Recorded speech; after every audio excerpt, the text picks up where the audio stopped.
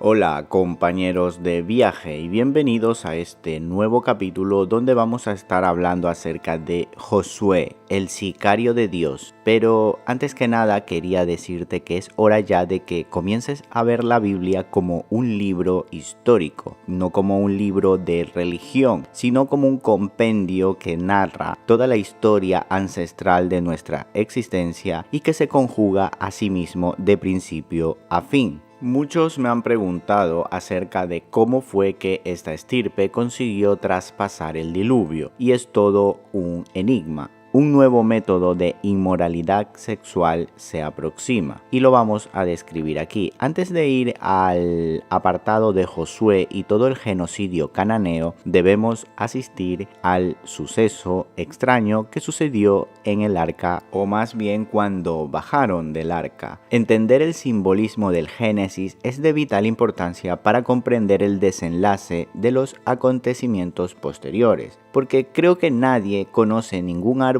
frutal que cuando comas de él obtengas sabiduría y conocimiento. Todo está escrito en metáforas y esta narrativa es fundamental para entender el posterior desenlace de acontecimientos. Así que una vez que sucede el diluvio, después del gran reseteo, tenemos un nuevo comienzo con Noé, que era perfecto en sus generaciones, junto con su familia. Pero sucede un altercado, sucede algo extraño, una estrategia nueva para el dragón o la serpiente, con el fin de preservar su linaje descendiente de Caín. Entonces, no tenemos demasiada información sobre la esposa de Noé, así que vamos a analizar línea sobre línea la misteriosa maldición de Canaán. Génesis 6:9. Noé, varón justo, era perfecto en sus generaciones. Con Dios caminó Noé.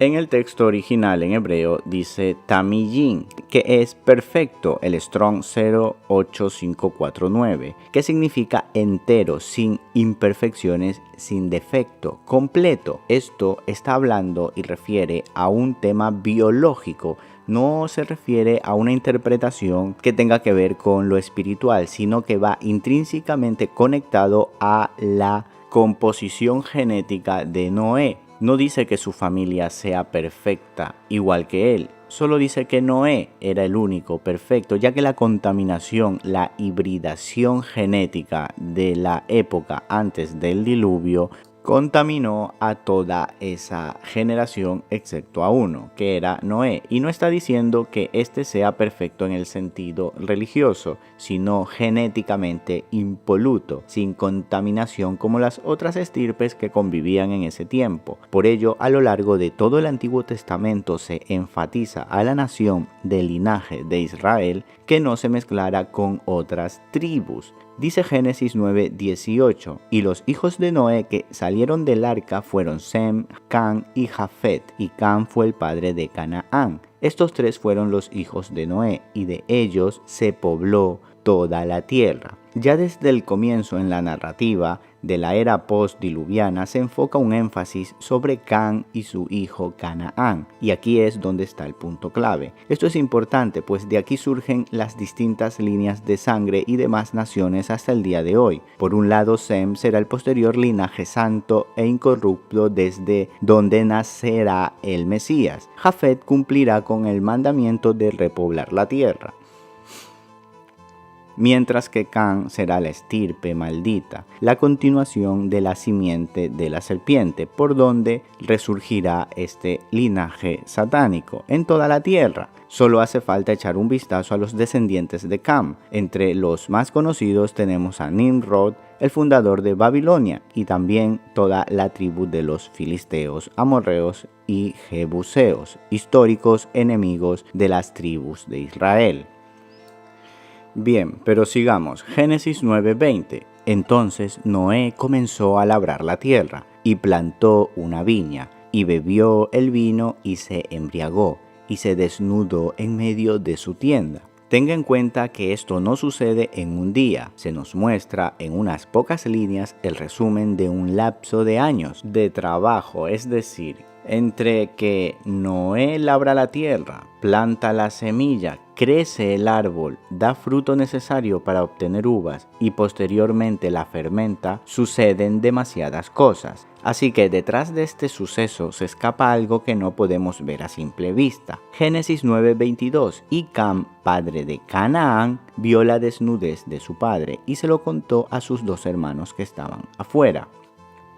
La maldición de Canaán es similar a lo sucedido en el huerto del Edén en cuanto a la forma metafórica de la narrativa, en un sentido que trata de esconder y explicar el hecho de forma perfecta. Primero observamos un claro énfasis en repetir que Cam es el padre de Canaán. Seguido se describe en modo simbólico un acto de inmoralidad, porque ver la desnudez de tu padre representa y significa inmoralidad sexual, de igual forma que lo sucedido en el huerto del Edén.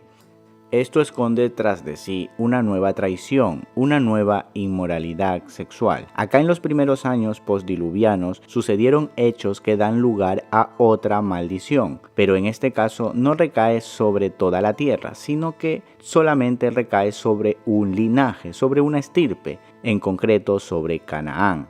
Porque bajo ningún concepto tiene ni lógica ni razón el maldecir a tu nieto porque tu hijo te haya visto desnudo. En una lectura básica entenderías esto y no tiene ninguna lógica. ¿Por qué Noé maldice a Canaán solamente porque su hijo Cam lo ve desnudo? Entonces estamos ante un misterio oculto en la narrativa para que en el tiempo final todo sea desvelado. Si profundizamos un poco sobre el significado de desnudez, comprendemos mejor que la interpretación correcta es inmoralidad sexual, de acuerdo con Levítico 18:8, que dice: no descubrirás la desnudez de la mujer de tu padre, es la desnudez de tu padre. Y en Deuteronomio 27:20 dice: maldito el que se acueste con la mujer de su padre, porque ha descubierto la desnudez de su padre. Y todo el pueblo dirá amén. Génesis 9:24. Y despertó Noé de su vino, y supo lo que había hecho con él su hijo, el más joven, y dijo: maldito sea Canaán, siervo de siervos serás para tus hermanos. En lenguaje bíblico, sobre conocer la desnudez de tu padre quiere decir tener relaciones sexuales con la esposa de tu padre, ya que lógicamente estaba prohibido tener relaciones homosexuales con tu padre. Por ejemplo, ver la desnudez de tu hermano significa tener relaciones sexuales con la esposa de tu hermano. Noé era el único perfecto en sus generaciones, mientras que su esposa y nueras no tenemos mucha información. Solo tenemos el concepto de la tradición judía que enseña que Naama, nieta de Caín, fue una de las esposas de Noé. Y en el Zohar se dice que Naama representa un demonio primigenio. De cualquier forma, esto no es posible demostrarlo bíblicamente, pero sí nos sirve para intuir que detrás de la esposa de Noé había un trasfondo cultural enraizado en las costumbres paganas y perversas de la generación antes del diluvio.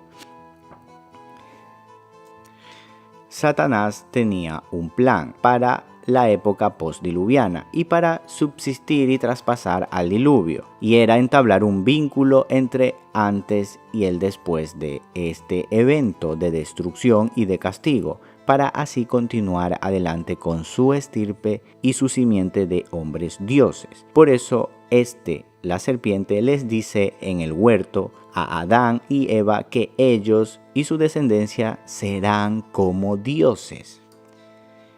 Y ese es el fundamento principal de su doctrina: hacer creer a los hombres que son dioses. A lo largo de toda la historia vemos esta constante, cómo se repite con los faraones, los césares, la realeza, celebridades, banqueros, famosos de Hollywood.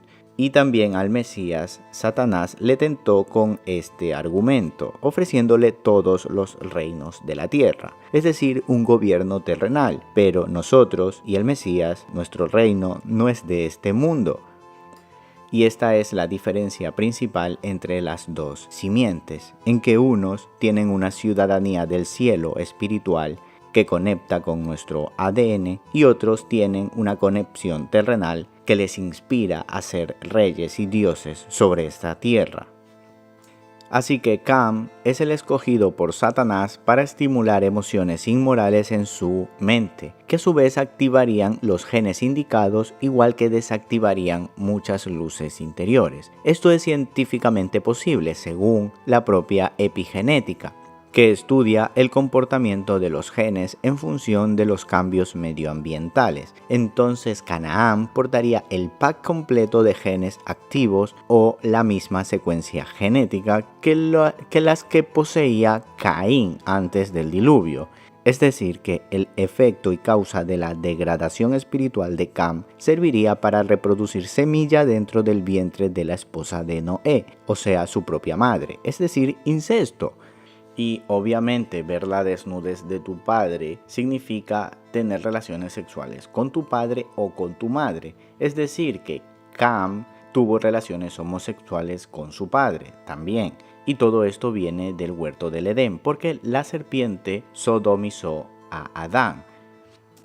Sé que esto es muy fuerte para algunos, inclusive narrarlo me cuesta un poco sacar esta información a la luz, pero fue así, ya que Adán también comió del fruto y todas estas costumbres vienen enraizadas de ese preciso momento. Por eso está la degradación moral actual, debido a todo ese recuerdo genético de posibilidades abiertas a la libertad que tenemos en nuestro libre albedrío, donde podemos escoger todas estas variantes, todas estas situaciones inmorales, pero que no tienen nada que ver con aquello que dijo Dios cuando terminó la creación y dijo, y vio Dios que todo era bueno en gran manera. Pero después de esto sucedió algo, un altercado, que introdujo en nuestra naturaleza conductas muy corruptas y perversas. Por eso la sociedad, esta generación, está tan pervertida, porque llevan en su recuerdo genético impregnados el pecado y la oscuridad. Can hizo un destrozo inmoral en su familia, violó a su padre y tuvo incesto con su madre. Esta es la maldición de Canaán. Este es el único sentido lógico que se encuentra a estas pocas líneas cuando se describe la maldición de Canaán, un misterio oculto para entender la simiente de la serpiente y lo que acontecería en los posteriores sucesos.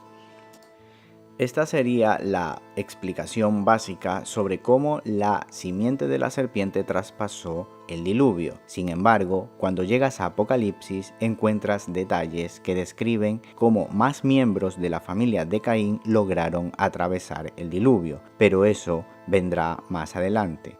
Porque Tubal-Caín es uno de esos personajes que se merecen muchos vídeos y muchos libros pendientes de escribir y de entender y de analizar a la luz de la Biblia. Así es pues que este acto inmoral causaría el crecimiento incontrolado de una estirpe antihumana y por ello comenzaría una estrategia militar de parte del Dios Padre para reducir este linaje, ya que después del diluvio había prometido nunca más castigar o erradicar a esta especie a través de las aguas. Pero los cardos y espinos continuaron creciendo y esta vez Dios montaría un ejército, el mayor y más valiente jamás contado, que combatiría cuerpo a cuerpo con los mutantes que estaban volviendo a resurgir en la tierra. La guerra, la enemistad entre las simientes, entre los cardos y espinos, había comenzado ante el terror de esa generación. Lo natural contra lo híbrido, la luz contra la oscuridad, la creación misma contra la deformación de la creación, causada por la serpiente antigua y también por los ángeles caídos, que continuaron descendiendo gota a gota sobre la faz de la tierra. Es importante aquí hacer un paréntesis y entender Apocalipsis 12:7, que narra una situación en 3 líneas de tiempos. Esto que sucedió, sigue sucediendo y continuará sucediendo en la guerra interminable entre la luz y la oscuridad. Es una constante en el pasado, presente y futuro. Dice así, Apocalipsis 12:7, entonces hubo guerra en el cielo. Miguel y sus ángeles combatieron contra el dragón, y el dragón y sus ángeles lucharon, pero no pudieron vencer, ni se halló ya lugar para ellos en el cielo. Este pasaje en concreto se mueve en todas las líneas de tiempo, es atemporal. Por lo tanto, es algo que sigue sucediendo constantemente. Es la guerra interminable. Por eso Jacob vio mientras dormía en Betel como ángeles de Dios bajaban y subían del cielo a través de una escalera. En otra ocasión, en Mahanaim, pudo observar un campamento de ángeles de Dios que le salieron al encuentro. La batalla entre ángeles de luz y ángeles rebeldes es una constante dentro del continuo espacio-tiempo. Dios había decretado a Jacob que de él saldría el futuro Mesías. Por eso dijo Dios, en ti serán benditas todas las naciones. Así es que el bando de la oscuridad, los cainitas, los ángeles caídos, los nefilim y además espíritus inmundos, intentaban a toda costa aniquilar el código genético del cual surgiría el futuro Mesías. Este fue el motivo por el que Herodes ordenó matar a todos los niños en su época, puesto que la estrategia satánica principal era evitar el nacimiento de el Mesías. Y este es el principal motivo de toda la guerra desatada en el Antiguo Testamento, llevada a cabo por Josué, por Caleb y por David. La mutación genética descendiente del linaje de Canaán muestra su inhumanidad sobre todo el Antiguo Testamento, y muchos no saben explicar el motivo por el cual Josué o David fueron tan crueles con los cananeos y los filisteos. Y la razón es que estas tribus pertenecían a esta estirpe, a esta simiente, y tenían un objetivo: aniquilar la estirpe donde nacería el Mesías. El holocausto cananeo en manos de Josué es una muestra de la cruel enemistad que existe entre las dos simientes, pero una guerra muy necesaria. Por esto, Abraham prohibió a su hijo Isaac tener esposa de linaje cananeo, y a su vez Isaac también prohibió a su hijo Jacob tomar esposa de esta estirpe. Cuando los espías israelitas entraron a Canaán para inspeccionar la tierra prometida antes de ser conquistada, hubo gran espanto al descubrir que los cananeos eran caníbales. También había gigantes, personas con 6 dedos, que adoraban al dios pagano Moloch y cuyos rituales consistían en quemar niños recién nacidos. Estas prácticas corresponden a un ADN inhumano o antihumano, costumbres que hoy vemos en algunos líderes, gobernantes, banqueros y famosos de este tiempo. Bueno, por ello, en esta época estaba prohibido mezclarse sexualmente con los cananeos o cualquier tribu ajena a Israel.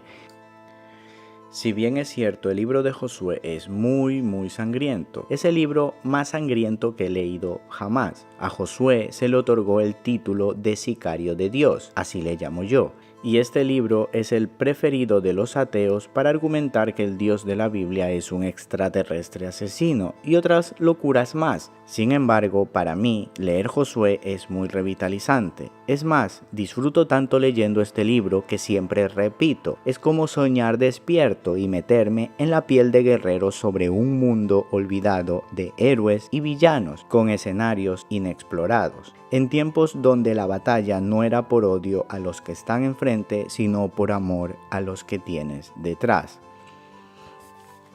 En la primera operación secreta de la historia, tanto Josué como Caleb consiguen infiltrarse en territorio enemigo disfrazados de vendedores de uvas, arropados por un comando de 12 espías, quienes se encontraron con una grata sorpresa. Números 13:32 lo describe así: la tierra por donde pasamos para reconocerla es tierra que traga a sus moradores, y todo el pueblo que vimos en medio de ella son hombres de gran estatura. También vimos allí gigantes, hijos de Anac, raza de los gigantes, y éramos nosotros a nuestro parecer como langostas, y así les parecíamos a ellos. Al unir el hilo conductor podrás recrear con mayor exactitud quiénes eran los enemigos de Josué. Dice, tierra que traga a sus moradores, es decir, caníbales, o en la cultura popular de la ciencia ficción se podrían llamar vampiros. También dice, son hombres de gran estatura. Esto tiene que ver con hibridación y manipulación genética en aquel tiempo.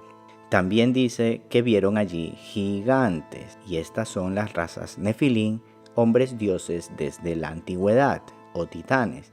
Sin lugar a dudas eran batallas muy alejadas de lo que nuestra imaginación pueda recrear, pues no eran disputas con piedras y palos, sino de poderes sobrenaturales contra criaturas del inframundo. Tanto así que Josué detuvo el sol en plena batalla contra las hordas de los amorreos. Y dice Josué 10, 12 al 14. Entonces Josué habló al Señor el día en que el Señor entregó a los amorreos delante de los hijos de Israel, y dijo en presencia de Israel: Sol, detente en Gabaón, y tú, luna, en el valle de Ajalón. Y el sol se detuvo y la luna se paró, hasta que la nación se vengó de sus enemigos. ¿No está escrito así en el libro de Jaser? Y el sol se detuvo en medio del cielo y no se apresuró a ponerse como por un día entero, y ni antes ni después hubo día como aquel. Te invito a ver la película El sicario de Dios, cuyo guión es una réplica exacta del relato bíblico donde Josué se enfrenta a tribus no humanas. Es más, el guionista de la película llama Jericó al fortín de los vampiros, ya que este film está relacionado con la ciencia ficción de los vampiros. Y en la batalla crucial, los sacerdotes necesitan de la luz del sol para obtener la victoria final. Entonces, cuando veas estas escenas, podrás ilustrar mejor lo que sucedió allí con Josué cuando detuvo el sol, ya que estas criaturas, estos seres, no soportaban de algún modo la luz del sol. Porque debo confesarte que los guionistas de Hollywood son personas con poca imaginación, pero con mucha información, y desvían muy bien la atención convirtiendo la realidad antigua en ciencia ficción. No en vano la palabra cinema invertida es amensi, es todo un hechizo de brujería. Y por todo esto es que yo disfruto mucho leyendo el libro de Josué, cuya sinopsis es de dos simientes batallando por la supervivencia de la especie, humanos versus criaturas extrañas. Por ello, cuando discuto con ateos y argumentan el cuento ese de que en el Antiguo Testamento Dios mataba niños, no pierdo mucho mi tiempo, porque sacan versos fuera de su contexto para inventar un pretexto, y yo, la verdad, evito lanzar perlas a los cerdos. Por cierto, Josué y Jesús en su idioma original significan lo mismo y se escriben exactamente igual. Las deformaciones genéticas en aquel tiempo eran habituales y eran batallas épicas entre el ejército de Josué y el ejército de los hombres serpientes, es decir, entre las dos simientes. Resulta un gravísimo error comparar estas guerras bíblicas con el actual pueblo sionista de Israel y su incursión en Medio Oriente dirigida por gordos políticos escondidos en búnkers mirando la batalla desde una pantalla de televisión mientras una guapa señorita les lleva una taza de té. Sin embargo, en los tiempos de Josué y David siempre el líder estaba en el campo de batalla y jamás escondido en cuevas. Un detalle muy importante también a tener en cuenta es la existencia de ángeles corpóreos aquí en la tierra batallando en ese tiempo. Josué 5:13 dice: Y sucedió que cuando Josué estaba cerca de Jericó, levantó los ojos y miró, y he aquí, un hombre estaba frente a él con una espada desenvainada en la mano. Y Josué fue hacia él y le dijo: ¿Eres de los nuestros o de nuestros enemigos? Y él respondió: No, más bien yo vengo y ahora como capitán del ejército de Yud-Hei-Bad-Hei, de Yahweh. Lo que hay que resaltar aquí en este pasaje es que el capitán de los ejércitos que se le presentó a Josué antes de la batalla era un guerrero celestial, con cuerpo de hombre, el cual Josué no logró identificar si era de los buenos o de los malos, pero sabía que era un ser celestial. Esto evidencia una vez más que los ángeles corpóreos deambulan entre nosotros con misiones particulares. Son mensajeros que llegan aquí a la tierra para realizar ciertos eventos encomendados y están entre nosotros y trabajan en pos de la libertad.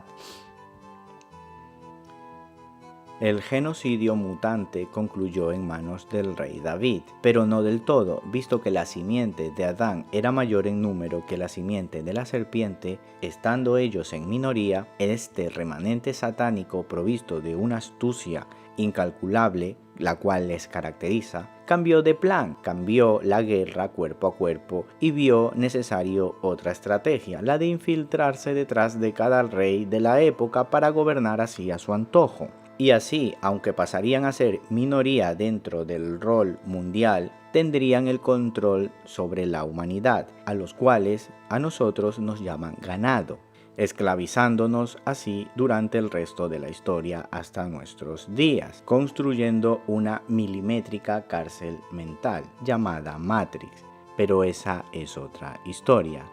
Entonces Israel salió victorioso y destruyó a la simiente cananea y toda su descendencia. Pero no sería el fin de esta estirpe satánica. Lo que consiguió Israel fue reducir en gran manera la plaga, pero estas batallas no eran más que el comienzo de una larga y dura guerra que hasta el día de hoy continuamos viviendo.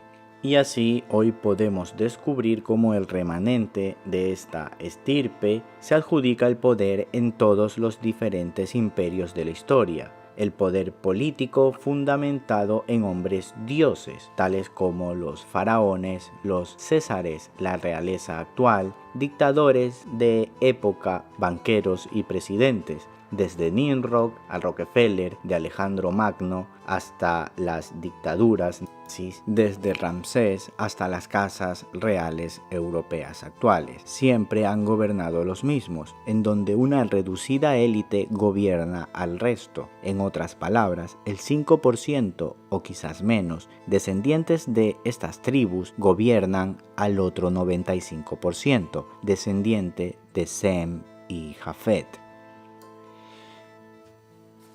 Y en definitiva, para ir terminando este excelente estudio, nos queda el rey David, que fue el encargado de acabar con la hegemonía de los gigantes de la simiente de la serpiente, cuando decapitó a Goliat y llevó su cráneo hasta Jerusalén como señal de victoria. El lugar donde enterró su cabeza se conoce hasta hoy como Gólgota, que significa calavera, y por eso ese monte se llama el monte de la calavera. Es en referencia a la cabeza de Goliat de Gat. De hecho, cuando el Mesías murió en el madero sobre este mismo lugar, aplastó literalmente la cabeza de la simiente de la serpiente, obteniendo la victoria total y absoluta sobre las tinieblas, cumpliéndose así lo que dice en Génesis: y pondré enemistad entre ti y la mujer, entre tu simiente y la simiente suya. Esta te herirá en la cabeza, y tú le herirás en el calcañar. Y este pasaje se cumple precisamente